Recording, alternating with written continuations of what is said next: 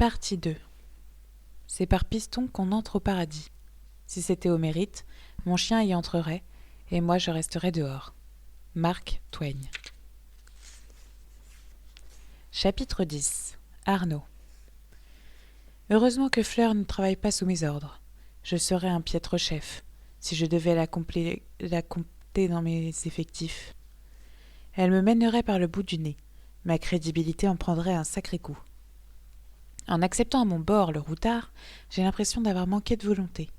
Fleur m'a imposé ce guignol avec une facilité déconcertante. Quelle habile négociatrice! J'ai été incapable de lui résister. La colère devait être mon allié. Encore aurait-il fallu qu'elle ne soit pas détrônée par un sentiment singulier et nouveau. Un sentiment qui a fait de mes jambes du coton et qui m'a enflammé le sang. Mon cœur cognait si fort dans ma poitrine que j'ai bien cru que ma dernière heure était venue. Depuis que nous avons quitté l'aire de repos, je n'ai cessé d'y réfléchir. Est-ce la faute de ce café un peu trop fort que j'ai bu au distributeur de la boutique ?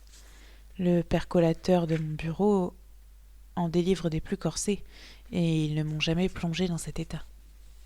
Fleur en est l'unique responsable. Elle, une pauvre demoiselle sans défense. Mon œil. En moins d'une matinée, elle m'a imposé un chien qui a le mal des transports et un militant écologiste affublé d'un bonnet de Noël grotesque. La bonne nouvelle, c'est que le premier repose présentement sur les genoux du second. Ma banquette sera donc épargnée en cas de récidive. Quel est le secret de cette femme, somme toute très banale ? Tout à l'heure, elle portait des lunettes en verre rose.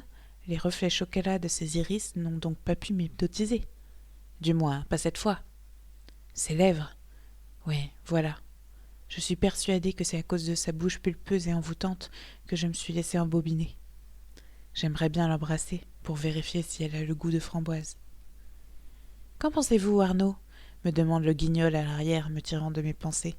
« J'en sais rien, je n'ai pas suivi votre conversation, » le rembarrai-je, conscient d'être le pire des goujats. « Il nous disait que la planète souffrait d'intoxication, » m'explique Fleur, à mon côté, que je surveille du coin de l'œil depuis un bon moment. Je n'ai certes pas écouté ce que ce routard et elle se racontaient, mais il ne m'a pas échappé que leur discussion la mettait de bonne humeur. Serait-elle sous son charme ? J'ose espérer que non. Et puis, après tout, pourquoi m'en inquiéterais-je ? Je n'ai aucune raison d'être jaloux de ce type. J'ai une grosse voiture, un gros compte en banque et, avec un peu de chance, une plus grosse... Bref. Oui, et donc, contestai-je. Ce n'est pas nouveau. Depuis le temps qu'on nous bassine avec le réchauffement climatique, la déforestation de l'Amazonie, le dégel du permafrost et la mort des coraux, on en a tous entendu parler. En avoir connaissance, c'est bien. Agir, c'est mieux, déclame l'écolo de service. Lui aussi, je le surveille dans mon rétroviseur intérieur. Il appuie ses propos de grands gestes que le carlin observe avec méfiance. Les loupiottes de son bonnet semblent donner le tempo. C'est pour ça que tout le monde devrait faire un effort pour réduire son empreinte carbone, ajoute Fleur. N'est-ce pas, Arnaud ?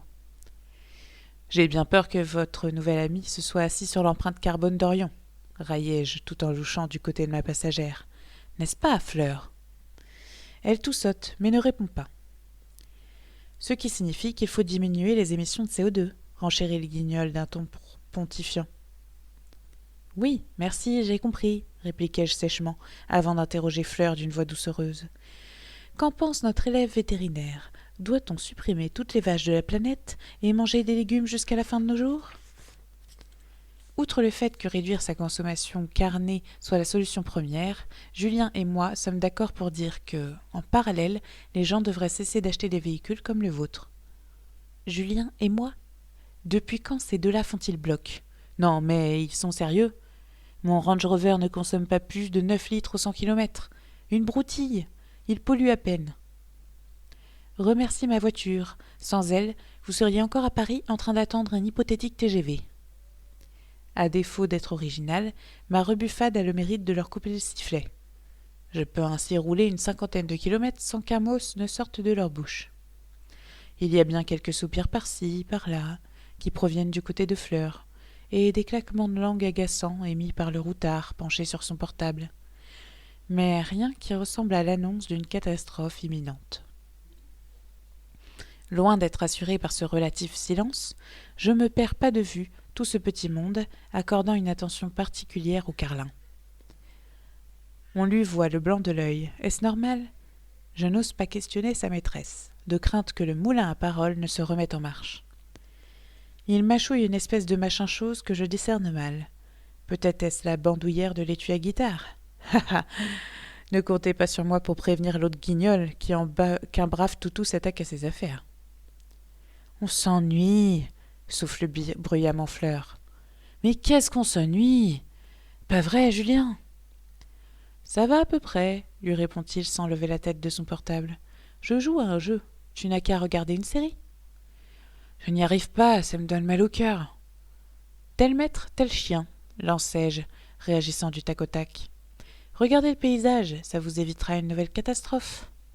De quoi parlez-vous ? s'enquiert le routard. Orion a vomi sur la banquette tout à l'heure, lui explique Fleur, à cause des odeurs de plastique. Tu vois ? J'avais bien dit qu'Orion n'aimait pas les odeurs fortes. Non, Fleur, pas à cause des odeurs de plastique, mais parce que votre chien est une petite nature, rectifiai-je avec fermeté. Je me disais aussi que ça sentait bizarre là-dedans, renchérit le Charlot. Saviez-vous que les plastiques et le cuir des voitures neuves dégagent des vapeurs nocives pour la santé ? On devrait ouvrir les fenêtres. Sinon, je peux également vous déposer à la prochaine sortie, le rembarrai-je. Pourrait-on allumer la radio, s'il vous plaît, Arnaud ? me demande Fleur, détournant la conversation. Vous avez remarqué, j'ai été très polie cette fois-ci. Oui, pour votre question sur la politesse, et non pour le reste. Je vous joue un air de guitare ? nous propose le soi-disant artiste. Oh oui, s'exclame Fleur, qui bat les mains. Je pourrais ainsi t'accompagner. Et si on interprétait les chants de Noël ? Pas de radio, pas de chants de Noël, et pas de guitare, c'est compris ? grognai-je exaspéré. Je conduis. Non, sans blague, on s'en était pas aperçu, maugrait Fleur. Pas contente, la demoiselle, mais au moins, j'ai la paix. Quelques secondes plus tard, les claquements de langue du routard reprennent, plus sonores encore, auxquels s'ajoutent leurs tapotis infernaux des talons de Fleur sur le plancher. « Ok, j'allume le poste », fulminai-je, joignant les gestes à la parole. Des acclamations joyeuses accueillent ma reddition. Je suis obligé de supporter la programmation musicale plus que douteuse de la station qui émet le long de l'autoroute. Des chants de Noël sirupeux, voilà ce que l'on nous sert. Ils veulent ma mort, ou quoi ? Et le présentateur qui en remet une couche. Noël, la période la plus fabuleuse de l'année. Foutaise. Centres commerciaux, publicités, films, et j'en passe, nous poussent à nous imprégner de l'esprit de cette fête. Solidarité, charité, amour et pardon deviennent les maîtres mots de la saison. Alors, honte à celui qui déroge à cette obligation. Je ne dois pas être câblé comme mes semblables, car pour moi, Noël est connoté d'un sens péjoratif, à l'instar des mots pogrom, divorce, dispute ou encore malheur. Cela va sans dire que les miracles s'opèrent parfois, comme ces trêves de Noël observées pendant la Première Guerre mondiale. Lors des cessez-le-feu, non officiels, soldats allemands, belges, anglais et français ont fraternisé à l'insu de leurs généraux. Hélas, le lendemain, ils recommençaient leurs hostilités comme si de rien n'était. 1 heure s'écoule, peut-être 2.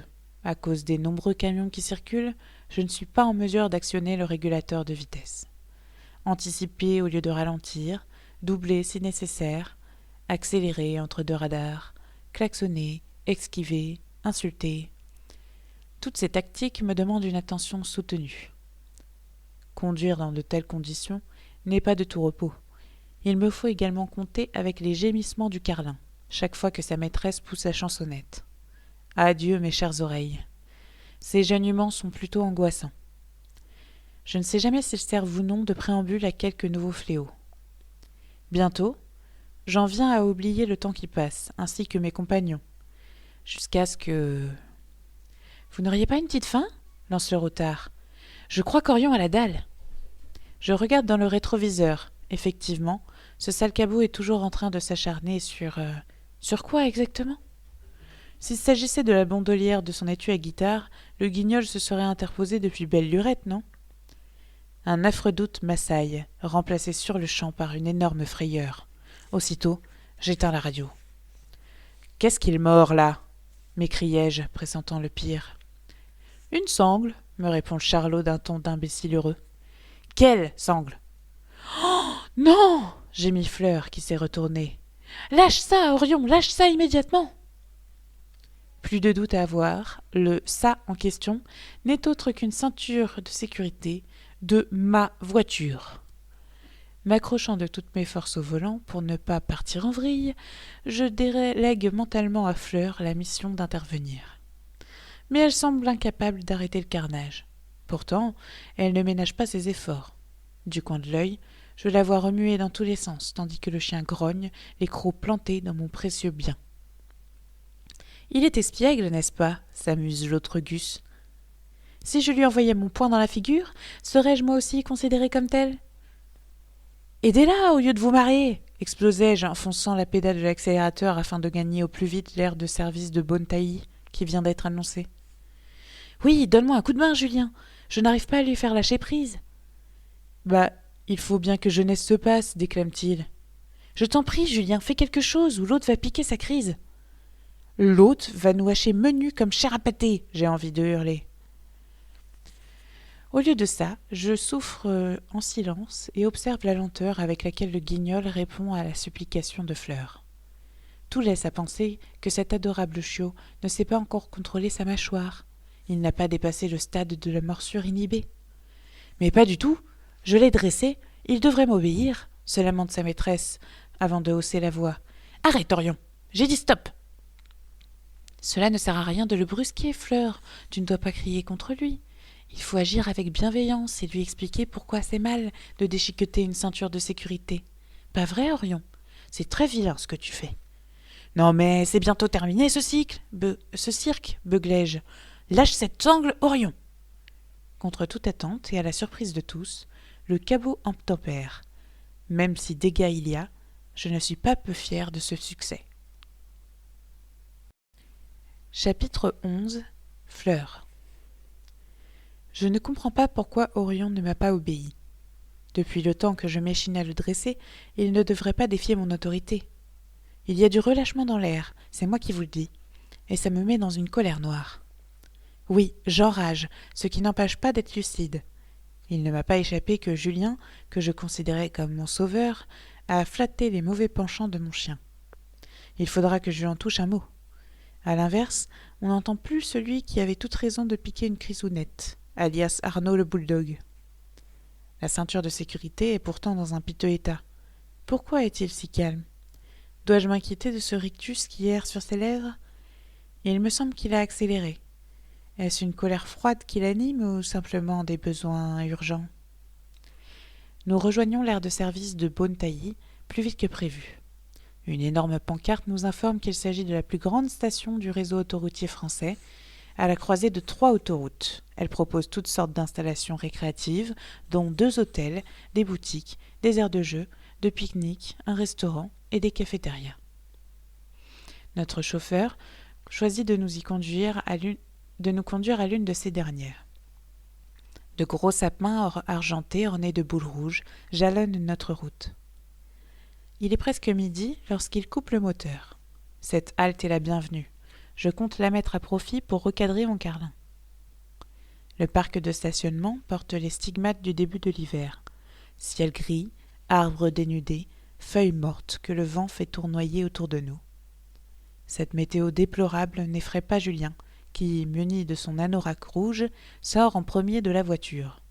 « J'embarque Orion, je l'emmène faire ses besoins », m'annonce-t-il avant de disparaître. Je m'apprête à ouvrir ma portière lorsque la main d'Arnaud se referme sur mon bras. Je me tourne vers lui et il me dévisage avec intensité. Son regard est indéchiffrable.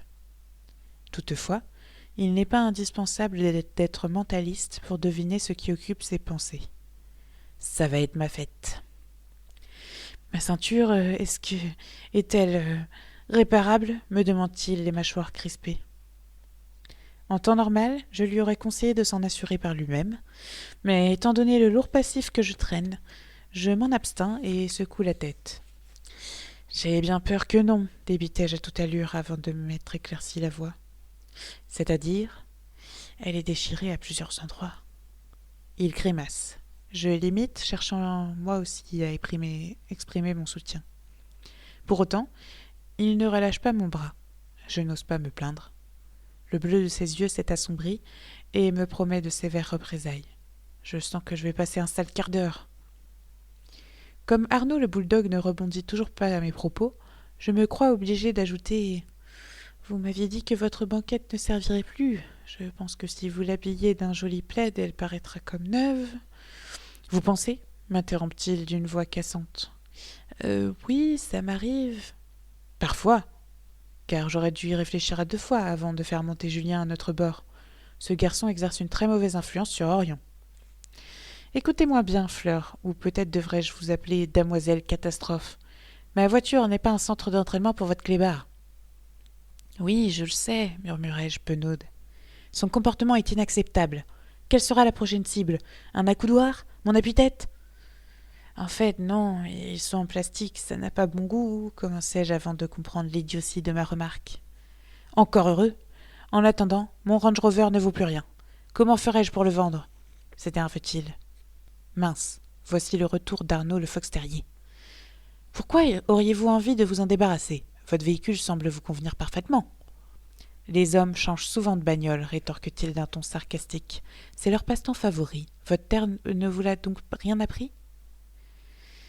Je n'ai jamais eu de père. L'effet de ma confidence est immédiat. Arnaud me relâche. Il entr'ouvre la bouche, puis la referme. Ses yeux s'agrandissent et me regarde d'un air apitoyé. Si je l'ai amadoué en brandissant le spectre de mon histoire familiale, telle n'était pas mon intention. « Vous n'avez pas de père ?» répète-t-il. « Non.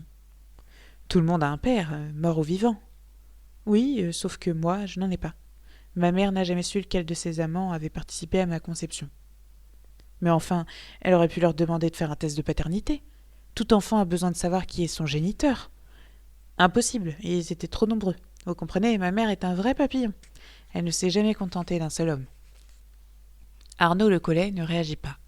Son regard est si affolé que je commence à avoir un peu peur. Va-t-il faire une syncope? Serais-je obligée de m'adonner à un massage cardiaque?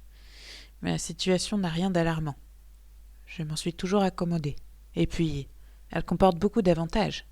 J'ai eu une enfance heureuse et sans contrainte, où les gronderies n'existaient pas. Maman, romancière un peu bohème, m'accordait une grande liberté. Sa passion de l'écriture accaparait la majeure partie de son temps. Entre ses amis auteurs et lectrices, il y avait très peu de place pour moi. N'en faites pas tout un drame, Arnaud. L'absence d'un père ne m'a pas rendue malheureuse, bien au contraire. Nous demeurons un long moment à nous dévisager. Il a l'air si peiné que je pose une main sur son épaule pour le réconforter. Une sorte de courant électrique passe entre nous. J'ignore dans quel sens il circule, mais il semble qu'Arnaud me comprend, tout comme je ressens sa détresse.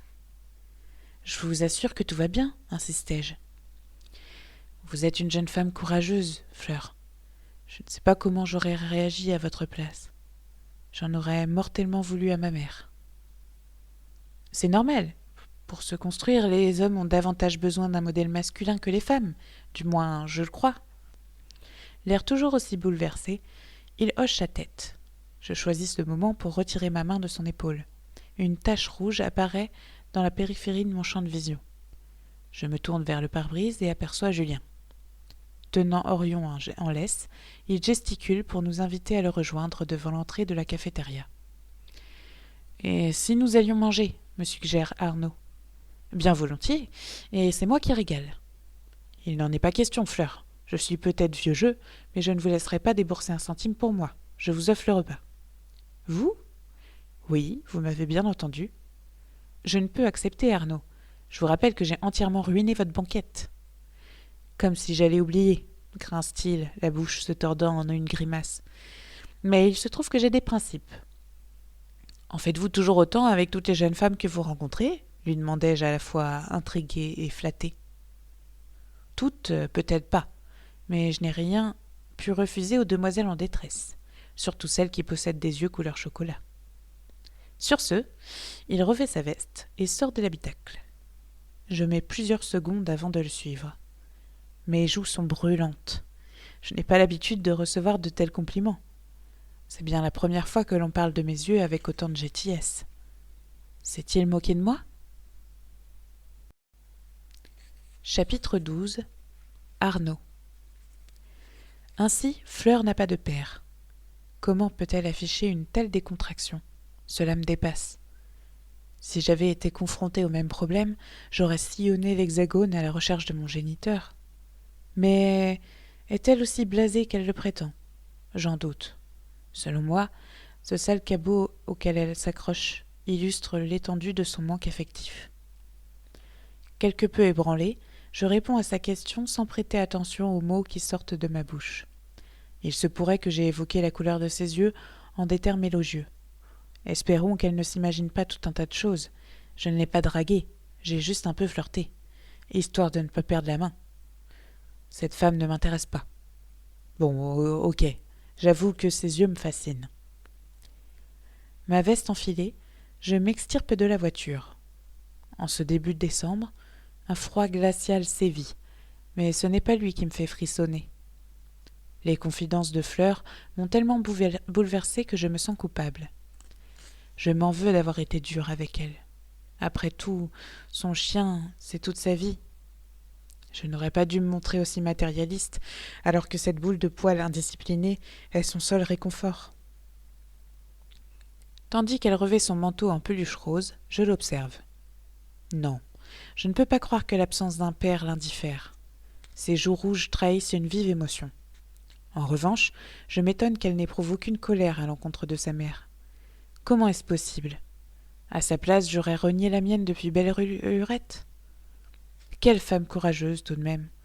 Comment parvient-elle à garder sa bonne humeur?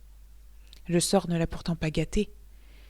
Avec toutes ces méchantes vidéos qui circulent sur son compte et ses soi-disant amis qui lui ont tourné le dos, on peut dire qu'elle n'a pas été servie.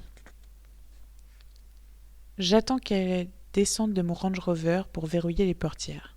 « Aimez-vous le chocolat ?» me demande-t-elle à brûle-pourpoint, tandis qu'elle arrive à ma hauteur. Question ô combien saugrenue. Je ne connais personne qui déteste le chocolat, mais qui recèle un certain nombre de pièges. Les sourcils haussés, elle fixe ses yeux brillants d'espoir sur moi. Je n'ai pas intérêt à me louper. Oui, beaucoup, mais il ne faut pas en abuser. C'est très mauvais pour le foie. Oui, dépêchez-vous, je suis en train de me transformer en glaçon, nous crie le routard. Ni Fleur ni moi ne l'écoutons. Nous continuons de nous dévisager, immobiles, comme deux statues qu'un conservateur de musée aurait disposées face à face. Vous vous trompez, Arnaud. Le cacao est un véritable protecteur du foie. C'est le lait et la graisse qu'on rajoute qui le rendent nocif. Sur ces mots, elle penche la tête sur le côté. La lumière des guirlandes électriques de la cafétéria se reflète alors dans ses iris. Fasciné par les reflets d'ambre qui dansent dans ses yeux, je suis sûre. Dans ce cas, j'en mangerai à tous les repas. Vous finirez par vous enlacer. Peut-être que oui, peut-être que non. Ma réponse de Normand la fait sourire. Bon sang, mais de quoi sommes-nous en train de parler? De confiserie ou de toute autre chose? Quoi qu'il en soit, il faudra veiller à ne pas développer d'addiction, renchérit-elle d'un ton taquin. J'essayerai, mais ce sera dur de résister, surtout si je me retrouve face à 2 boules de glace au chocolat. Elle rit. Un aboiement y fait écho et me tire de cette drôle de langueur qui égare mon esprit. C'est heureux, j'étais à 2 doigts de repousser en arrière ses cheveux fouettés par le vent. Les statues que nous étions s'animent et se mettent en mouvement. Ensemble, nous rejoignons l'autre Charlot sur le perron du restaurant. Il sautille d'un pied sur l'autre comme s'il cherchait à se réchauffer. En revanche, le carlin n'a pas l'air incommodé par le froid. Assis sur son séant, il se le dévisage avec adoration, ce qui me conforte dans l'idée qu'il n'a rien dans le crâne. « Ah, vous voilà enfin !» nous lance le Gus d'une voix joviale. Le regard émerveillé qu'il pose sur Fleur m'indispose au plus haut point. « Tu as promené Orion, c'est super gentil à toi, le remercie-t-elle. Ces paroles reconnaissance me font péter les plombs. J'ôte la laisse des mains du Guignol et pénètre dans la cafétéria. « Je croyais qu'il n'aimait pas les chiens, chuchote-t-il dans mon dos. Effectivement, je ne les apprécie pas. C'est d'ailleurs ce qui me fait craindre pour ma santé mentale. Ouais, c'est bizarre, acquiesce Fleur. Je m'apprête à lui rendre son carlin lorsqu'une blonde platine d'une 40aine d'années, vêtue d'un tablier de cuisine, me bloque le passage. « Je suis désolée, monsieur, mais les animaux ne sont pas admis dans cette zone, m'annonce-t-elle, avec un fort accent bourguignon, tout en agitant son chiffon en direction du self-service. « Tiens donc, en quel honneur, je vous prie ?» me rebellai-je, irrité d'avoir été freiné dans mon élan. « Je n'y suis pour rien, c'est le règlement. Mais vous avez de la chance, parce que si vous aviez eu un gros chien, vous auriez été obligé de rester dehors. Comme vous pouvez le constater, celui-ci est tout petit, donc vous pourriez pouvoir me laisser passer. » Malheureusement, non. C'est la meilleure. Pouvez-vous m'expliquer comment je suis censé prendre mon plateau ? En général, les propriétaires de petits chiens attendent à une table pendant que ceux qui les accompagnent s'occupent de leurs commandes. Je jette un regard à la ronde. Mes 2 compagnons sont déjà en train de se servir et ne se soucient pas de moi. Les lâcheurs. Il règne un tel tumulte dans la cafétéria que, même si je rugissais, ils ne m'entendraient pas. Ce n'est pourtant pas l'envie qui m'en manque. De son côté, l'employé s'est accroupi pour caresser le cabot. « Il est adorable, ce toutou. C'est un bulldog ?» ?»« Non, un carlin. » Ma réponse semble satisfaire l'intéressé, qui lève sur moi un doux regard de remerciement. « Pas la peine de faire ton mignon, mon coco, » grognai-je intérieurement, tout en fronçant les sourcils. « Tu ne mourras pas avec tes yeux de merlan frit. »« Comment s'appelle-t-il ? » ?»« Orion, répliquai-je sèchement, et il a très faim. »« Le pauvre, il est sage ?» Couchant ses oreilles en arrière, ce traître de corneau me lance un regard implorant. S'il imagine que je passerai sous silence les nuisances qu'il a provoquées, il se fout la patte dans l'œil. Tintin, il n'y coupera pas. Ça dépend avec qui, maugréai-je. Il a vomi sur ma banquette et a dévoré l'une de mes ceintures de sécurité. Oh, petit père, il ne devrait pas être dans son assiette. Les chiens ont souvent du mal à supporter les trajets en voiture. Ils s'ennuient. Mieux vaut être sourd que d'entendre ça. Un gémissement d'approbation répond à la remarque de l'employé, qui redouble de caresses. Je tire mon chapeau à ces bêtes, qu'il n'a pas son pareil pour emberlificoter son monde. « Dépêchez-vous d'aller vous servir, je le garde, » finit-elle par me dire. Je ne me fais pas prier 2 fois, le libre-service est bondé. J'attrape un plateau et me ferai un passage jusqu'au bar à salade, puis jusqu'au stand de plats chauds. Des carottes râpées et un steak frites obtiennent ma préférence. Le buffet des desserts a quant à lui été dévalisé. Je réussis tout de même à m'emparer de la dernière mousse au chocolat. Puisqu'il paraît que mon foie ne risque rien, allons-y gaiement. Arrivé à la caisse, je paye mon repas sans pouvoir honorer ma promesse d'offrir son déjeuner à Fleur. Mon plateau bien en main, je m'avance dans la salle. Presque toutes les tables sont prises. L'une d'elles est forcément occupée par mes compagnons de voyage. Je parcours les allées, les sens en alerte. Je ne peux pas m'empêcher de frémir de rage chaque fois que les rires féminins me parviennent aux oreilles. Est-ce Fleur qui s'esclaffe aux blagues d'une routard ? Non loin des fenêtres, la blonde patine à qui j'avais confié Orion s'active à débarrasser une table. Je n'ai pas à m'interroger très longtemps sur le devenir du chien. Une voix tonitruante, celle du charlot, se fait entendre derrière moi. Je pivote sur mes talons et reçois des réponses à mes nombreuses questions. Primo, le clébard ne s'est pas évaporé dans les airs. Juché sur une chaise haute pour bébé, il mange dans une assiette posée sur la tablette. L'employé de la cafétéria s'est donc convenablement acquitté de sa mission. En me voyant approcher, il lève le museau et pousse un couinement joyeux, qui ne s'attendent pas à ce que je l'imite.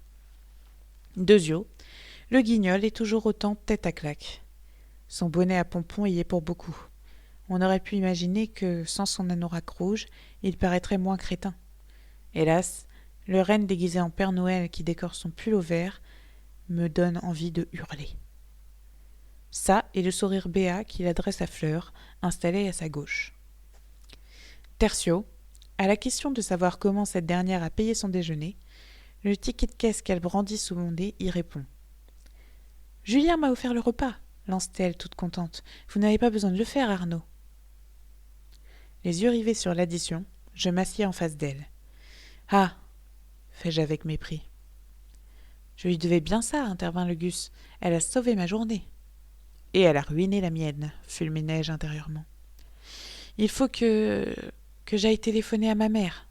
Je vous laisse, bégayait Fleur, qui chiffonne le ticket de caisse. Maintenant s'étonne le routard, avant d'enfourner une bouchée de haricots verts. Oui. Sois sage, Orion. À tout de suite. Son manteau sous le bras, elle quitte brusquement sa chaise. Je me retrouve en tête-à-tête avec l'autre imbécile. Un vieux couple. Voilà ce à quoi nous ressemblons. Ah, et n'oublions pas le carlin glouton pour toute notre compagnie. Chapitre 13. Fleur. Oui. Sois sage, Orion. À tout de suite, débitai-je à toute allure. J'aurais volontiers ajouté « Et évitez de vous écharper, les gars. » Les épaules basses, j'enfile mon manteau et me précipite vers la sortie. Ce coup de fil à maman n'est pas indispensable, mais il me fournit un excellent prétexte pour échapper à cette ambiance électrique. Si je reste une seule seconde de plus à table, j'ai toutes les chances de recevoir une assiette de frites en pleine poire, ou de mousse au chocolat. Mais quelle gaffeuse je fais! Avais-je besoin de vanter la générosité de Julien devant Arnaud le bulldog, alors même que ce dernier se réjouissait de l'idée de m'offrir un repas? Il paraissait furieux. Si j'avais eu des boules de glace au chocolat à la place des yeux, elles auraient fondu sur le champ. Mes yeux, des boules de glace au chocolat. Et pourquoi pas des boules de Noël tant qu'on y est? Si c'est de cette manière qu'Arnaud le Collet drague les filles, il n'y a rien d'étonnant à ce qu'il soit encore célibataire. Ce type a tout pour lui. Beau, sexy, charismatique et doté d'une position sociale qui plairait à n'importe quelle mère, la mienne comprise. Mais lorsqu'il ouvre la bouche, il sort autant de bourdes que moi, ce qui n'est pas peu dire. Et pourtant, je serais de mauvaise foi si je niais l'attirance qu'il exerce sur moi. Se pourrait-il que je lui ai, moi aussi, tapé dans l'œil? Quant à Julien, je m'interroge sur son cas. Il a payé mon repas, ainsi que celui d'Orion. A-t-il des vues sur moi? J'espère bien que non, car je le considère comme un camarade. Quel dommage pourtant. Il ferait un petit ami idéal. Nous aimons tous les deux les animaux et partageons la même vision des choses, notamment au sujet de la planète en péril. Pourquoi faut-il que je sois séduite par celui qui déteste les chiens et qui possède un SUV, tout ce qu'il y a de plus polluant? J'ai laissé les deux hommes seuls avec Orion. Jetant un dernier regard en arrière, avant de m'élancer dehors, j'aperçois le profil sévère d'Arnaud et celui plus insouciant de Julien. Ils n'ont pas l'air de beaucoup s'apprécier. C'est normal. Leurs aspirations sont aux antipodes les unes des autres. Ils ont autant de points communs qu'un bulldog et un chat de gouttière. Se tiendront-ils tranquilles pendant mon absence? Les retrouverai-je entiers? Ils ont intérêt à veiller sur mon fidèle compagnon. La tête plongée dans son assiette, il lèche ce qui reste de son menu enfant. Quel glouton! Peut-être n'aurais-je pas dû m'éclipser sans donner quelques instructions à son sujet. Les carlins sont de vraies poubelles ambulantes. Ils avalent tout ce qui leur passe sous le museau, jusqu'à se rendre malades. Alors, il ne faudrait pas que les garçons proposent de la nourriture à Orion, en plus de ce qu'il a déjà. Ce serait très mauvais pour sa ligne, et ses chances de remporter les concours s'évanouiraient. Une fois sorti de la cafétéria, je pars m'abriter du vent derrière un gros sapin habillé de guirlandes lumineuses et de boules dorées, puis compose le numéro de portable de maman. « Allô, c'est toi, ma chérie ?» me demande-t-elle à l'autre bout du fil. « Je t'entends mal. »« Bonjour, maman. Ouais, c'est moi, Fleur. C'est à cause des rafales de la ligne que la ligne grésille.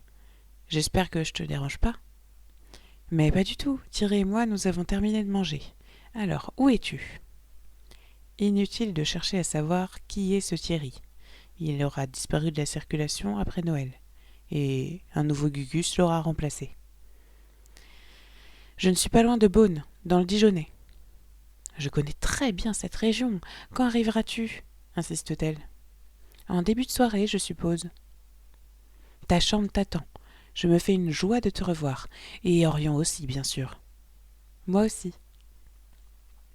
En prononçant ces mots, je me rends compte combien elle m'a manqué. Et combien Aix-en-Provence m'a manqué. Je n'y suis pas allée depuis août dernier. Cette ville où j'ai passé mon enfance est mon refuge, mon havre de paix. Les activités culturelles n'y foisonnent pas autant qu'à Paris, mais des souvenirs heureux se rattachent aux façades néoclassiques de ces hôtels particuliers. Je n'ai souvent rien d'autre à faire que de monter et descendre le cours Mirabeau une bonne dizaine de fois. Les jours de chance, je croise un ancien camarade et nous nous asseyons à la terrasse de café pour évoquer nos belles années. Passer l'été là-bas m'a aidé à oublier la cabale médiatique menée contre moi. Je t'appellerai juste avant de quitter l'autoroute, ajoutai-je, refermant un peu plus les pans de mon manteau pour ne pas être frigorifié. C'est super, j'ai hâte que tu sois ici. Je te présenterai Thierry. Nous allons bientôt nous marier et Vous marier ? M'écriai-je abasourdi. Mais tu n'as... Ce que je voulais dire et que je ne parviens pas à formuler, c'est que le mariage n'a jamais fait partie de ses projets de vie. Maman chérit trop sa liberté. Je ne compte d'ailleurs plus les fois où je l'ai entendu dénigrer cette institution sociale. Oui, c'est prévu pour le printemps prochain, m'annonce-t-elle toute gaillerette. Le printemps prochain ? N'est-ce pas merveilleux ? Mais non, bien au contraire, c'est affreux. Je ne veux pas que ce Thierry pour beau-père. Une enclume de forgeron vient d'atterrir sur ma tête, et je me demande comment je tiens encore debout. Tu viendras, continue-t-elle, comme si de rien n'était. Si les grèves se poursuivent d'ici là, le fils de Sylvie t'accompagnera. Il sera sûrement content de rendre visite à sa mère. Je les inviterai tous les deux. T'ai-je parlé de Sylvie ? Elle est auteure. Nous nous sommes rencontrés sur Facebook le mois dernier. Et comme le hasard fait bien les choses, elle habite dans le quartier de Mille, près de l'aéroport. Au fait, que penses-tu de son fils ? Il s'appelle Arnaud, pas vrai ? Oui, répliquai-je la tête dans le cirage. Il est mignon, hein ? Peut-être. Et sérieux par la même occasion. Convieras-tu mon père à tes noces ? Lâchai-je, obéissant à une soudaine inspiration. S'ensuit un long silence, agrémenté de grésillements de la ligne et des sifflements du vent. Quoique toujours étourdi par ce que je viens d'apprendre, je me fends d'un sourire et je devine diabolique. Ha ha ! On a soudain moins envie de faire la fête à l'autre bout du fil. Mais enfin, elle aura pu leur faire passer un test de paternité. Tout enfant a besoin de savoir qui est son géniteur, m'a dit Arnaud tout à l'heure. Ces paroles, que j'avais rejetées violemment, reviennent en force dans mon esprit. Oui, après tout, pourquoi n'ai-je pas de père comme tout le monde ? Peut-être aimerais-je savoir si mes pieds grecs, mes cheveux châtain foncé et mon côté gaffeur m'ont été légués par lui. Maman, une grande blonde aux yeux bleus et aux pieds carrés, possède une telle maîtrise du langage. Elle n'est pas une romancière à succès pour rien. Ton père ? Quelle drôle d'idée. Je ne vois pas ce que tu trouves de drôle. Et oui, je souhaite rencontrer mon père. Mais peut-être vas-tu m'apprendre qu'il s'agit d'un extraterrestre et qu'il est rentré chez lui sur Mars, que sa navette spatiale est en panne et qu'il ne pourra pas assister à ton mariage, ironisai-je. Je t'ai déjà expliqué que j'ignorais qui c'était et que... Désolée, maman, mais là, tu me prends pour une pomme. Je ne te crois pas. Je ne sais pas comment j'aurais réagi à votre place. J'en aurais mortellement voulu à ma mère, m'a dit Arnaud. Ces propos ont instillé du venin dans mes veines. Résultat, je suis en colère. Très en colère. Je ne peux plus me satisfaire des mensonges qui ont nourri mon enfance. Même si je dévoilais son identité, qu'est-ce que ça changerait, argumente-t-elle. Donc, tu sais qui c'est. Écoute, Fleur, je te sens un peu tendue. Nous parlerons de tout ça quand... Non, je veux savoir qui est mon père. Et tout de suite, hurlai-je. Sur ce, je lui raccroche à nez. C'est ballot, je ne risque pas d'avoir ma réponse maintenant. Chapitre 14. Arnaud. La tête baissée, j'attaque ma salade de carottes. Hors de question d'engager la conversation avec ce guignol. Il est assis en diagonale, à ma gauche, et je peux sentir son regard peser sur moi. Il veut ma photo ou quoi? Du coin de l'œil, je surveille le carlin à ma droite. Il a fini son assiette et lorgne sur la mienne. Qu'il ne s'imagine surtout pas que je lui fournirai d'autres occasions de dévaster ma voiture. Le principe de Lavoisier stipule que rien ne se perd, rien ne se crée. Tout se transforme. Eh bien, il se trouve que j'aimerais éviter que le résultat de sa digestion achève sa course sur ma banquette. Alors, comment, comme ça, vous êtes dans la finance? Me demande le routard, sur un ton narquois. Oui. Et ça consiste en quoi? J'effectue toutes sortes de transactions concernant des entreprises. Et inutile de vous en dire plus, vous ne pourriez pas comprendre, le rembarrai-je. Essayez toujours, j'ai été à l'école comme vous. Je ne devrais pouvoir m'en sortir.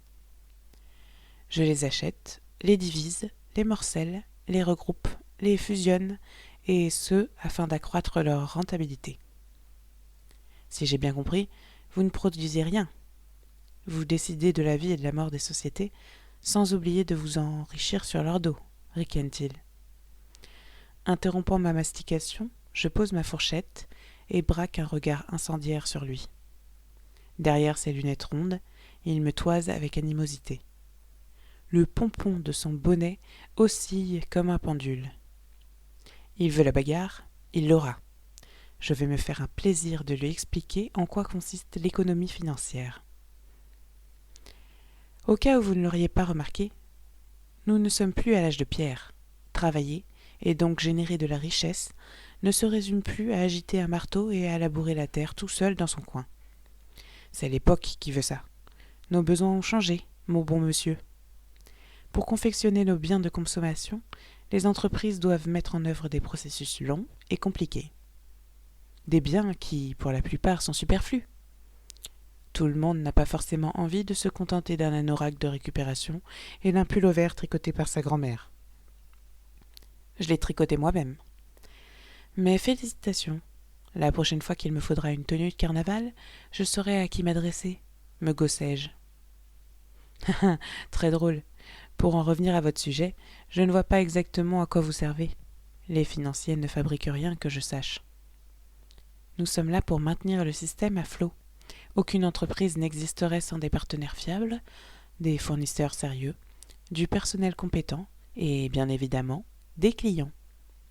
Toutes ces interactions impliquent que l'on injecte de l'argent frais dans les rouages. C'est ce à quoi servent les marchés financiers, connecter les entrepreneurs aux investisseurs. À vous entendre, tout est bien dans le meilleur des mondes, sauf que des centaines de milliers de gens sur la planète se retrouvent au chômage à cause de personnes comme vous qui privilégient les résultats plutôt que l'humain.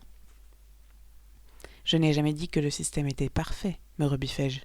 Mais y renoncer reviendrait à opter à une anarchie productive. Oh, on cite Karl Marx maintenant. Un gémissement plaintif nous détourne de notre conversation. Pauvre Orion, ajoute le routard, tu t'en fous, toi, de la finance. Il a surtout besoin de silence. Il m'a plutôt l'air d'avoir encore un peu faim. Là-dessus, il se penche et tend un bout de steak au carlin, qui s'empresse de l'avaler. Je suis sûr qu'il ne l'a même pas mâché. Je crois qu'il m'aime bien. Vous croyez? Grinçai-je d'humeur belliqueuse. Ce chien s'amouracherait d'un chat s'il le nourrissait. Pour illustrer mon propos, j'approche de son museau une frite, aussitôt happée au vol et engloutie. Dans la foulée, Orion me gratifie d'un regard ému et ravi, qui décrit bien mieux que par des mots l'admiration que mon geste lui inspire. Vous voyez, c'est ce que l'on appelle de l'opportunisme, assénai-je, pas peu fier de ma démonstration. Votre petit tour de passe-passe ne signifie rien. Puis, il donne un autre bout de steak au corneau, qui n'en fait qu'une bouchée. « Pas vrai que tu m'adores, Orion ?» lui demandait-il. « Tiens, Orion, mange !» contre-attaquai-je, lui tendant une nouvelle frite qu'il dévore, et essaye d'expliquer à ce monsieur que seule la nourriture t'intéresse. Bon, puisque vous avez du mal à comprendre, je vais lui proposer un haricot vert. En règle générale, les chiens ne sont pas friands de légumes. Si Orion en mange, cela prouvera qu'il a voulu me faire plaisir parce qu'il m'apprécie beaucoup. Il lui donne un haricot qui disparaît sur le champ. Décidé à en découdre, j'attrape une lamelle de carotte et l'approche du carlin. Elle subit le même sort. Les chiens n'aiment pas plus ces carottes râpées, et pourtant, Orion ne s'est pas fait prier pour l'avaler, objectai-je. Or, je peux vous assurer qu'il ne peut pas me saquer. Ne l'écoute pas, Orion. Tiens, prends-en encore. Tu le mérites, tu es un bon toutou. Haricots verts, frites, bouts de viande, carottes, et même cuillerées de mousse au chocolat, se succèdent dans la gueule du carlin. Le routard et moi y pourvoyons. Chaque bouchée que ce glouton, ce cabot ingère, nous fournit l'occasion de nous affronter sur divers sujets. Depuis l'économie financière jusqu'à l'éducation des animaux domestiques, en passant par le thème de recherche du guignol, la microréologie. Je n'en avais jamais entendu parler avant aujourd'hui. Ainsi, cet émergumène étudie les propriétés d'adhérence des sécrétions de coléoptères. Franchement, dégueu. Il écrabouille ces petites bêtes et en fait une bouillie dont il éprouve la viscosité sur toutes les coutures. Je serais curieux de voir quelle tête Fleur ferait si elle la prenait. Chapitre 15. Fleur. Je n'ai pas l'impression que la situation ait tourné à l'aigre pendant mon absence. À mon retour à table, Orion somnolait sur sa chaise haute, preuve qu'il était satisfait de son repas. Mes deux compagnons avaient également terminé le leur. Julien a proposé d'aller promener mon chien, ce qui lui donnerait l'occasion de fumer sa cigarette électronique. Arnaud est quant à lui parti chercher un café. Livré à moi-même, je n'ai pu m'empêcher de ruminer des pensées moroses. Cette histoire de mariage m'a un peu bouleversée. L'idée que maman connaisse l'identité de mon père, encore plus. Pourquoi ne me l'a-t-elle jamais révélée? Encore maintenant, elle ne semble pas disposée à m'en parler. Tout de suite après lui avoir raccroché au nez, je l'ai rappelé. Seul son répondeur a daigné écouter mes récriminations. Quel horrible secret me cache-t-elle? Suis-je la fille d'un voleur, d'un criminel, d'un tueur en série? Si tel est le cas, j'aimerais bien le savoir afin de ne jamais croiser son chemin. Mon déjeuner est bien entamé lorsqu'Arnaud me rejoint avec 2 tasses de café. Il en dépose une sur mon plateau avant de prendre place en face de moi. « Je n'en bois pas, ronchonnai-je. Souhaitez-vous que je vous apporte un thé? Non, ce ne sera pas la peine. Nous ne sommes plus qu'à 4h30 d'Aix-en-Provence, me dit-il, changeant de sujet. Je lève les yeux vers lui, les lèvres sur le bord de ma tasse. Il me regarde fixement. Je n'ai toujours pas digéré l'altercation de tout à l'heure avec maman. Il a mal choisi son moment, celui-là, pour me faire la causette. Julien sera heureux de l'apprendre, maugréai-je. Pas vous? Je hausse ses épaules et repousse mon assiette de steak puré sur le côté. Au stade où j'en suis, mieux vaut se rabattre sur la mousse au chocolat. Elle, au moins, elle me remontera le moral, à défaut de dissiper la confusion que maman a semée en moi. Vous n'avez pas l'air bien, Fleur, continue-t-il, en buvant son café par petites gorgées. Évitant son regard toujours aussi pénétrant, je me plonge dans mon dessert. Je vais très bien, merci, saccadai-je. Vous avez gardé votre manteau, avez-vous froid? Je m'empresse de l'enlever et reprends ma dégustation. Vous êtes de mauvaise humeur. Cela ne vous ressemble pas, poursuit-il, son attention focalisée sur moi. Qu'en savez-vous? Nous ne nous connaissons que depuis ce matin, marmonnai-je avant d'engouffrer une petite cuillerée de mousse. Je n'ai pas besoin d'être fin psychologue pour savoir que vous n'êtes pas dans un état normal. Seriez-vous sujette à la dépression? Non. À moins que vous soyez atteinte de cyclothymie? Je ne suis pas bipolaire, si c'est ce que vous m'insinuez, pestai-je la bouche pleine. Admettons. Dans ce cas, on peut se demander si vous n'êtes pas en train de couver une crise d'hystérie. Mais non, mais ça va pas la tête. Je ne suis ni mélancolique, ni bipolaire, ni hystérique, ni tourneboulet du cerveau. Ce disant, je braque ma petite cuillère garnie de mousse au chocolat sur lui. Il recule légèrement, mais n'arrête pas pour autant de me scruter. Je ne discerne aucune moquerie dans l'expression soucieuse qui s'est peinte sur son visage. Il paraît sincèrement inquiet pour moi. Je ne saurais expliquer pourquoi, mais sa solitude me submerge d'émotions. Sa sollicitude me submerge d'émotions. Il fronce alors les sourcils, repose sa taffe, et fouille dans ses poches. « Tenez, dit-il en me tendant un mouchoir en papier. Séchez vos jolis yeux, ou vous allez les abîmer. Ma mère, elle va se marier. C'est ce qui vous fait de la peine ? Au début, j'étais juste étonnée par son revirement d'opinion. Elle a toujours prôné l'indépendance. Je n'aurais jamais cru qu'elle chercherait un jour à se ranger. Que s'est-il passé ensuite ? M'interroge-t-il, alors que je marque une pause pour me tamponner les paupières. J'ignore ce qui m'a pris. Je lui ai demandé si elle comptait inviter mon père à ses noces. Elle paraissait si peu surprise de ma requête que je l'ai accusée de me cacher son identité. Je m'interromps de nouveau. Cette fois-ci, c'est pour triturer ma mousse au chocolat du bout de ma cuillère. Et, insiste-t-il, tout en dessinant des spirales, je fais la moue. Il fronce les sourcils, comme s'il se préparait au pire. Il n'y avait aucune arrière-pensée dans ma question, répliquai-je gravement. Je souhaitais simplement la titiller un peu ou me défouler. Je n'en sais rien. Elle m'a répondu que je n'avais pas besoin de le connaître. Ah. Comme vous le dites, reniflai-je. Elle sait qui est mon père, elle l'a toujours su, et elle n'a jamais voulu m'en parler. C'est... affreux ? Oui. Avalant ma salive avec peine, je lâche ma cuillère et enfouis mon nez dans le mouchoir. Les effets lénifiants du chocolat se sont rapidement estompés. Il ne me reste plus qu'un goût amer dans la bouche. Celui de la honte. Comment ai-je pu me confier à un étranger ? Pleurer devant lui était déjà suffisamment infamant. Mais lui débiter mes affaires de famille, c'était d'un ridicule. Ma mère n'est guère plus enviable que la vôtre, me lança Arnaud, alors que j'étais en train de crouler sous la sensation d'humiliation. Hormis ses romans, rien n'a d'importance pour elle. Quand mon frère aîné Jean et moi étions enfants, elle s'occupait à peine de nous. Elle oubliait les dates de nos vaccins, les heures des repas. C'était Jean qui nous préparait des pâtes les soirs où rien n'était prêt. La maison était un tel capharnaüm que nous n'osions pas inviter nos copains.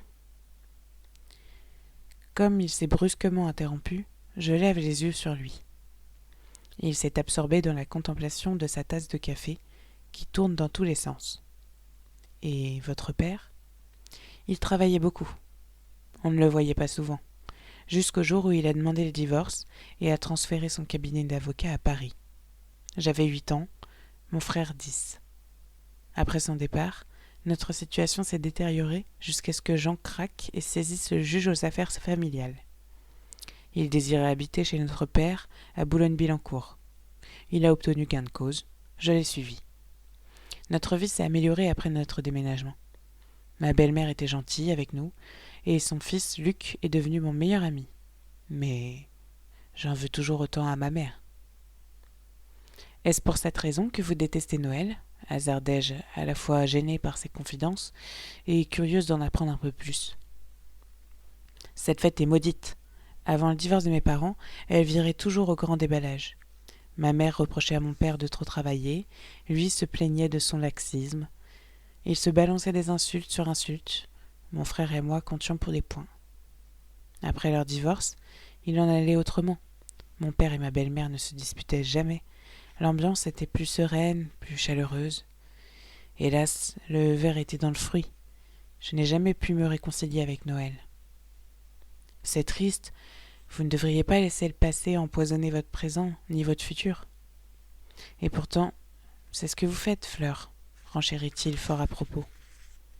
C'est quoi ces têtes d'enterrement ? S'exclame Julien, qui revient de sa promenade avec Orion. J'interromps une réunion au sommet ?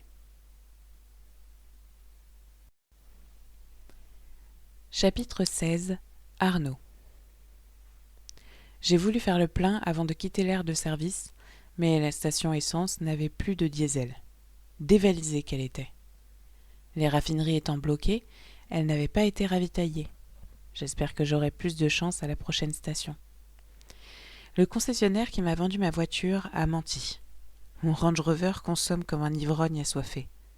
À ce rythme-là, je tomberai bientôt en panne. Mais pas de quoi s'affoler pour le moment. Je crois en ma bonne étoile. Quoique...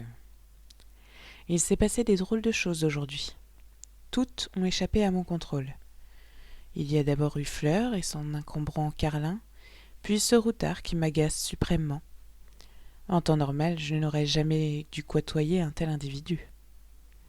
Ses discours moralisateurs, des bourdonnements de mouches à mes oreilles. Après s'être répandu en reproches contre les moteurs diesel et leurs émissions polluantes, il entonne maintenant un nouveau couplet sur le budget alloué à notre système de santé. Je ne l'écoute pas. Dans la longue liste des phénomènes étranges qui m'ont affecté, je n'oublierai pas de mentionner mes confidences de tout à l'heure. Dois-je les attribuer à un brusque accès de sensiblerie ? Des larmes, j'en ai déjà vu couler, et pas qu'au cinéma. Ma mère a pleuré lorsqu'elle a reçu la décision de justice lui enlevant notre garde à Jean et à moi. J'étais trop en colère contre elle pour m'en émouvoir. J'ai toujours estimé qu'elle l'avait bien cherché. Mais quand le regard de Fleur s'est voilé de tristesse, je n'ai pu m'empêcher de compatir. Son chagrin était, on ne sait plus légitime au vu de la traîtrise dont elle a été victime. Ainsi, elle a un père. Je m'en doutais. Biologiquement parlant, il ne pouvait pas en être autrement. Que sa mère le lui ait caché est certes inadmissible, pourtant, ce n'est pas une raison pour tolérer les erreurs de son corneau. En effet, depuis que nous avons repris la route, il règne dans la voiture une odeur d'œuf pourri insupportable. Personne ne semble s'en inquiéter. Le guignol ne cesse de jacasser, et Fleur, bien que muette, respire normalement. Ont-ils le nez bouché ? J'ai poussé la ventilation à fond, rien n'y fait. Encore un mensonge du concessionnaire, puisque cette maudite filtration ne fonctionne pas.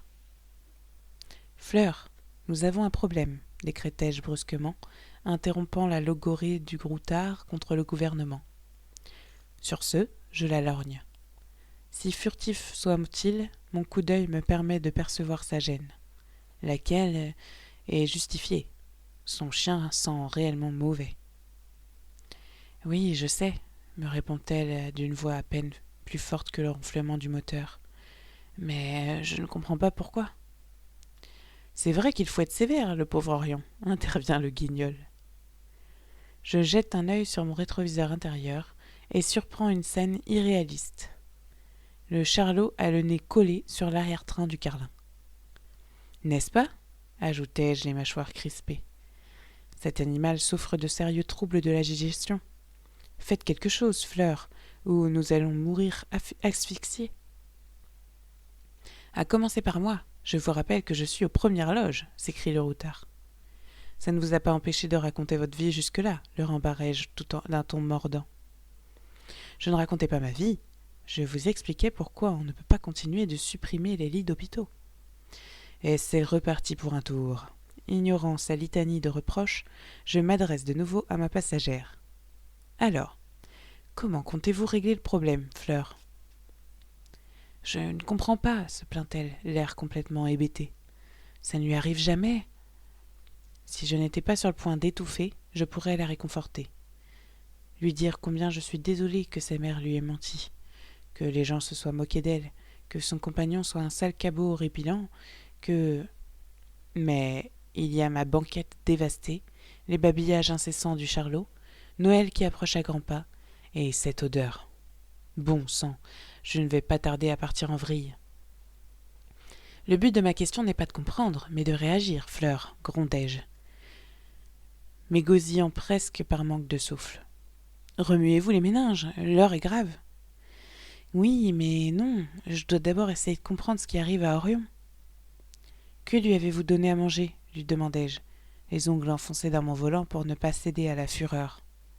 Il a eu droit à un menu enfant avec du steak et des épinards, de l'eau minérale et rien de plus. Je suis sûr qu'il n'a pas supporté les frites, s'immisce le routard dans la conversation. Les frites ? Murmure Fleur. dont je sens le regard peser sur moi. Quelle frite? Aussitôt s'opère en moi une sorte de mini-révolution.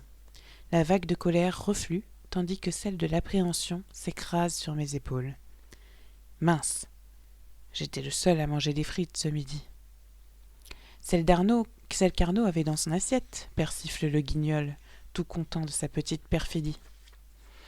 Après mon odorat, c'est au tour de mon ouïe de prendre cher. Fleur braille si fort que je saisis à peine ce qu'elle raconte. Mais enfin, acte criminel, intestin sensible, honteux. Intarissable, elle m'attribue également quelques sobriquets et en rapport avec les bulldogs et les fox terriers. Ce fourbe de routard l'aiguillonne sans relâche. Il ne faut jamais donner des frites à un chien. Ça paraît tellement évident.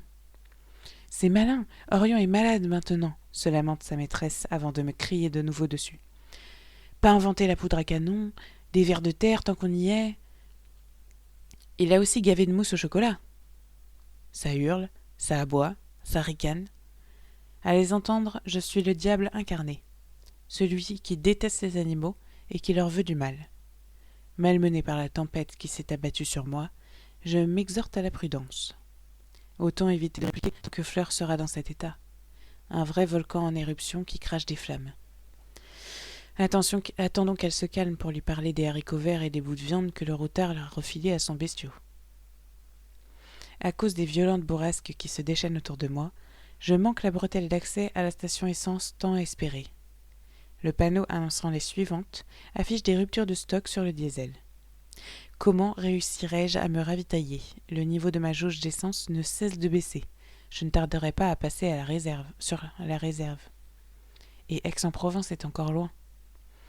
Le modèle le plus économique de sa catégorie, disait le concessionnaire. Mais fesses, oui. En attendant, j'ai un sérieux problème. Chapitre 17. Fleur. 2 heures se sont écoulées depuis notre départ de l'aire de service et je n'ai toujours pas décoléré. Arnaud, le fox terrier, a pratiquement empoisonné mon chien avec des frites et sa mousse au chocolat. Mais qu'a-t-il dans la tête? De la gelée royale? C'est évident. Dans quelle langue faudra-t-il lui expliquer qu'Orion n'est pas une poubelle de table? Résultat, mon pauvre loulou est malade. Je vous jure, il y a des baffes qui se perdent. Préparez-vous tout le monde, nous quittons l'autoroute très bientôt, lance notre chauffeur, tandis que nous dépassons un panneau de signalisation qui annonce la sortie 13. Oh, quel honneur! Nous ne sommes pas encore arrivés, que je sache, s'étonne Julien, interrompant ses tapotis sur le téléphone portable. Plus d'essence. Ça vous va comme explication? Je croyais que votre SUV ne consommait presque rien, persiflai-je les poings serrés. Une voiture écologique, paraît-il, ricane Julien en écho. Très drôle, je suis plié en deux, marmonne Arnaud. Et donc, où allons-nous? Ajoutai-je. À la première station essence que nous trouverons en dehors de l'autoroute, à moins que notre éminent chercheur ne soit en mesure de nous fabriquer du diesel grâce à ses activités crapuleuses de laboratoire, ce dont je doute. Ces propos sibyllins piquent ma curiosité. Aussi me tournai-je vers lui. Ses lèvres se sont tordues en un rictus ironique qu'il a puisé dans son abondante provision de sourires. Je préfère de loin ceux doux et bienveillants dont il use avec parcimonie. « Qu'étudies-tu » interrogeai-je Julien. « 3 fois rien. » Il réduit en purée des insectes sans défense avant de les observer au microscope, jubile Arnaud. Tout ça dans une démarche très écologique, bien entendu. Non, Tu fais vraiment ça, Julien? Balbutiai-je, l'estomac soudain barbouillé. Bien sûr que oui, s'exclame notre chauffeur. N'obtenant toujours pas de réponse du principal intéressé, je me contorsionne pour regarder en arrière. 2 paires d'yeux se braquent sur moi. Ceux d'Orion, sombre et globuleux, clignotent. Aplati comme une crêpe sur sa banquette, il pousse un gros soupir qui en dit long sur l'ennui que lui inspire notre voyage. De son côté, Julien semble embarrassé. Arnaud le fox terrier aurait-il raison? Pourquoi fais-tu ça, Julien? M'indignai-je, le foudroyant du regard. J'étudie les propriétés physico-chimiques de leurs fluides, se justifie-t-il sur un ton professoral que je ne lui connaissais pas. Tu dois bien comprendre, Fleur, que j'opère uniquement sur des nuisibles. Ne vous gênez pas pour récupérer mes puces de mon compagnon de banquette, ironise Arnaud. Orion n'a pas de puces, m'insurgeai-je. Si vous le dites. Je ne touche ni aux abeilles ni aux coccinelles, proteste encore Julien. Tout de même, c'est affreux. Je ne t'aurais jamais cru capable de martyriser des animaux. Ils doivent souffrir horriblement, feint de s'émouvoir Arnaud. Rien ne plaide en faveur de leur attitude à ressentir la douleur, argumente Julien. De nombreuses observations montrent qu'un insecte blessé peut poursuivre une activité normale. On a vu des criquets se faire dévorer par une menthe religieuse sans pour autant cesser de manger. Je sais qu'il a raison. J'ai lu des articles scientifiques qui évoquaient la relative insensibilité des insectes du fait de leur système nerveux. Pour autant, je ne peux m'empêcher de frémir d'horreur en songeant à la barbarie dont ils sont victimes dans le laboratoire de Julien. Abandonnant la discussion, je me replace convenablement dans mon fauteuil, tandis que les deux hommes échangent des amabilités. Je regarde par la fenêtre. Leur combat de coq me fatigue. Que cherche-t-il à prouver ? Dehors, des champs nus se succèdent sans fin. À peine quelques maisons ou fermes rompent-elles, çà et là, la monotonie du paysage. Tandis que nous nous engageons sur une bretelle de sortie, je reporte mon attention sur le pare-brise. Au loin, j'aperçois la ligne de démarcation entre l'épaisse couche de nuages gris et le ciel bleu. La météo avait vu juste. Il fera grand soleil dans le midi. Nous ne risquons pas d'avoir de la neige à Noël. Le péage de Tain-l'Hermitage dépassé, mes compagnons cessent leur joute verbale stérile. Nous traversons un village peu fréquenté avant d'arriver dans une station essence déserte. Profitez-en pour aller au petit coin, nous conseille Arnaud, qui s'est arrêté devant une pompe. Sans attendre de réponse de notre part, il récupère sa veste sur la plage arrière. Ce faisant, il claque la portière et tire Orion de sa douce somnolence. Un autre que mon chien aurait aboyé après lui, mais mon Carlin est ce que l'on appelle une bonne patte, qui se contente de donner d'affectueux coups de langue à la volée, au moment où la main du fauteur de trouble passe à proximité de son museau. Les clients étant invités à payer leur carburant avant de se servir, Arnaud se dirige à grands pas vers la guérite du pompiste, tandis que Julien se précipite aux toilettes. Je détache ma ceinture, enfile mon manteau, sur lequel j'étais assise, et sors à mon tour du véhicule. Un air frais, bien moins froid qu'à Paris, et plus pur que dans l'habitacle, pénètre dans mes poumons et me revigore. Souhaitant me dégourdir les jambes, je récupère Orion qui saute dans mes bras et me lèche le menton. Mais alors que je suis sur le point de m'éloigner, mon regard s'arrête sur une affichette scotchée à la pompe. En raison des grèves et de la pénurie de carburant qui en découle, la station n'approvisionnera que les usagers munis d'une autorisation préfectorale. Le message n'est en rien équivoque. Nous ne pourrons donc pas repartir, et ce, faute d'essence. Machinalement, je jette un œil du côté de la guérite par la vitre. J'aperçois Arnaud en grande discussion avec le pompiste. Il agite les bras. Aïe, c'est mauvais signe. L'affaire se présente mal. Au même moment, Julien sort des toilettes, le sourire aux lèvres. Un jeune homme maigre, qui le dépasse d'une tête, l'accompagne. Le sac et la guitare sur le dos de ce dernier, ainsi que la pancarte sous son bras, annoncent la couleur. Nous avons affaire à un nouvel autostoppeur.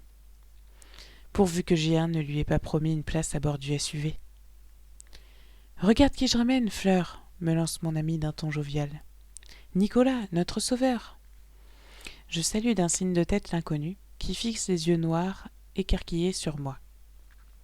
Avec ses cheveux bruns hirsutes et ses oreilles décollées, il ressemble plus à un lapin de Garenne pris dans les phares d'une voiture qu'à un bon samaritain. « Ah !» fais-je, peu convaincu. « Il paraît que l'essence est rationnée par ici, » ajoute Julien.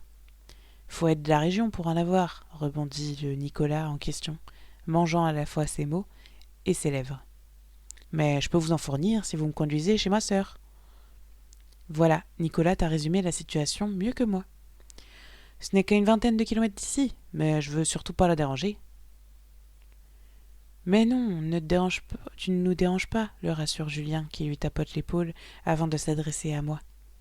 Nicolas est un type bien, tu verras. On s'est rencontrés dans les chiottes. On a tout de suite sympathisé. Il faut absolument qu'on l'emmène chez sa sœur. Elle se marie demain. J'ai promis d'assurer l'ambiance musicale, mais elle va m'étriper si je rapplique pas dardard. Écoute, Nicolas, j'aimerais bien te rendre service, lui dis-je avec un petit sourire contrit. Le problème, c'est que cette voiture n'est pas à moi. Oui, je comprends. Je veux surtout pas vous causer d'embrouille. C'est juste qu'il n'y a pas grand monde qui passe dans ce bled, alors pour faire de l'autostop, c'est galère. Évidemment, c'est ennuyeux.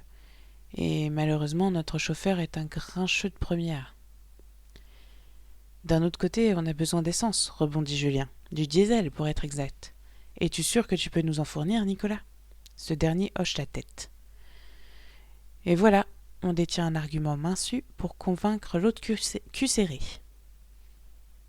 Chapitre 18. Arnaud. Je n'ai pas peur de le dire, nous sommes dans la panade jusqu'au cou, menton et oreilles inclus. Ce satané pompiste a refusé de me délivrer de l'essence. J'ai protesté, vociféré, menacé en vain, car il est retranché derrière ses excuses foireuses. J'ai aussi tenté de le soudoyer, mais aucune de mes tentatives n'a abouti. Mes pompes sont réservées aux concitoyens ardéchois qui travaillent. A-t-il eu le culot de soutenir ? Parce que les autres s'amusent, c'est ça ? On croit rêver. Je bosse, moi aussi. Et je suis attendu à Fos-sur-Mer pour participer à de longues sessions de travail. Ironie du sort, l'entreprise de sidérurgie que je suis censé expertiser se situe à 2 pas de la raffinerie qui aurait dû ravitailler la station, si elle n'avait pas été bloquée par des piquets de grève. Quoi qu'il en soit, mon problème demeure entier. Je roule sur la réserve depuis une bonne quinzaine de kilomètres. Si j'en crois la notice technique de mon Range Rover, je ne dispose que d'une trentaine de kilomètres d'autonomie avant de tomber en panne. Que faire ? Me délester du guignol, de Fleur et de son clébard ? Ma consommation de carburant diminuerait drastiquement si mon chargement s'allégeait. D'un autre côté, je ne serais guère plus avancé. Il n'y aurait toujours pas d'essence à 300 kilomètres à la ronde. Mais parlons plutôt des avantages que présenterait l'absence de mes passagers. Je renouerais avec ma vie bien rangée, bien ordonnée, sans contretemps ni aléas. Le rêve. J'ai l'horreur des imprévus. Tout ce qui n'a pas été planifié me donne de l'urticaire. Je ne commence jamais mes journées sans une liste de tâches à accomplir. Un programme bien défini rythme mes semaines, et les mois s'agencent dans le respect des règles préétablies. Mon existence est tellement plus facile ainsi. Aussi, je ne m'explique pas pourquoi l'idée de me séparer de Fleur me chagrine. C'est insensé. Pour l'instant, je refuse de pousser plus loin la réflexion. Il me faut trouver le moyen de nous sortir de ce pétrin. Je rejoins mon véhicule et découvre un grand type dégingandé qui discute avec mes compagnons. Je ne le vois que de dos, mais on dirait bien un autostoppeur. Pourquoi Julien et Fleur l'écoutent-ils religieusement ? Ont-ils rencontré le Messie ? Ils n'ont pas d'essence pour nous, annonçai-je à la cantonade. Nous sommes piégés ici, comme des insectes dans un laboratoire de recherche. Ne faites pas cette tête de bulldog, Arnaud. Notre situation n'est pas si désespérée, me sermonne Fleur. Je fais la tête que je veux. Suis-je sur le point d'aboyer ? C'est vrai qu'il a une tête de bulldog, glousse le guignol. Le pompon de son bonnet rouge s'agite au rythme de ses gloussements et le verre de ses lunettes reflète mon visage déconfit. Une tête de bulldog ? Moi ? N'importe quoi. Fâché par cette idée, je pivote vers Fleur avec l'envie d'en découdre. La tête penchée sur le côté, son chien me dévisage avec adoration. Je le gratifie d'un regard noir. Vous ne comprenez pas, Fleur. Pas d'essence signifie pas de Noël pour vous tous. Grinçai-je avant de me retourner vers l'inconnu. Désolé, mon gars, mais il n'y a plus de place dans ma voiture. On est complet. Les yeux ronds, comme des soucoupes, il ouvre et ferme la bouche plusieurs fois, mais aucun son n'en sort. Vous dramatisez toujours tout, Arnaud, me lance Fleur, sur qui je reporte mon attention. Il y a une solution à tout problème. À elle aussi, je décoche une œillade assassine en guise d'avertissement. Qu'elle cesse de me sourire de ce sourire enchanteur. quand ses yeux arrêtent de luire comme un glaçage miroir au chocolat. Qu'elle garde ses discours moralisateurs pour quelqu'un d'autre. Ce n'est pas à moi, le roi de l'organisation, qu'elle apprendra à évaluer la situation. Notre cas est désespéré. Point barre. Ah bon ? Parce que vous êtes magicienne maintenant, leur abrouai-je avec un rire jaune. Puisque vous semblez détenir la solution miracle, je vous écoute. Mais alors vous, qu'est-ce que vous êtes ronchon ? Non, monsieur, je ne suis pas magicienne. Mais Julien a une super idée. Et oui, comme quoi ça peut être utile d'avoir des neurones, ricane le guignol. De quels neurones parlez-vous, persiflai-je ? Ceux qui vous servent à mettre en bouillie des insectes ou ceux qui vous prédisposent au tricot ? Oh non, vous n'allez pas recommencer tous les deux, gémit Fleur, qu'Orion gratifie de quelques coups de langue sur le menton. Julien, expose-nous ton idée. Eh bien, c'est simple. Si vous emmenez notre jeune ami Nicolas chez sa sœur, il vous offrira du gros rouge pour notre voiture. Levant les yeux au ciel, Fleur soupire bruyamment. Son carlin se fige, et tout en dévoilant le blanc de ses globes oculaires, il jette un regard outré au charlot. Me voilà rassuré. Nous sommes désormais trois à ne pas apprécier les blagues de l'entomologiste. Ce qui veut dire, c'est que ma sœur peut nous ravitailler en GNR, s'immisce l'autostoppeur. Du gazole non routier, si vous préférez. L'on a une cuve pleine pour les machines agricoles. Du gazole non routier ? Non mais vous plaisantez, m'écriai-je. Mon Range Rover n'a rien d'une moissonneuse-batteuse ni d'un tracteur. Je vous en prie, Arnaud, ne faites pas le difficile, m'enjoint Fleur avec sérieux. Le GNR, ça fonctionne très bien avec les voitures diesel, renchérit le bouseux. Et peut-on savoir où habite votre sœur, m'échauffai-je. À trifouiller les oies. Oh, Arnaud ! Un aboiement fait écho au petit cri agacé de Fleur. Vous vous énervez pas, monsieur ? Elle vit à seulement 20 kilomètres d'ici. Et vous, Fleur, qu'en pensez-vous ? Lui demandai-je, quêtant son assentiment. Orion et moi sommes d'accord pour faire ce détour. En plus de rendre le service à Nicolas, nous pourrons nous ravitailler en carburant. Moi aussi je suis pour, s'exclame Julien d'un ton guilleret qui m'exaspère. Vous, je vous ai pas sonné, le rembarrai-je. Eh bien, soit, allons-y. Et pourtant, je ferai le plein. Et pendant que je ferai le plein, notre très respecté chercheur aura tout le loisir de récolter des insectes. Je suis sûr que la campagne ardéchoise en regorge.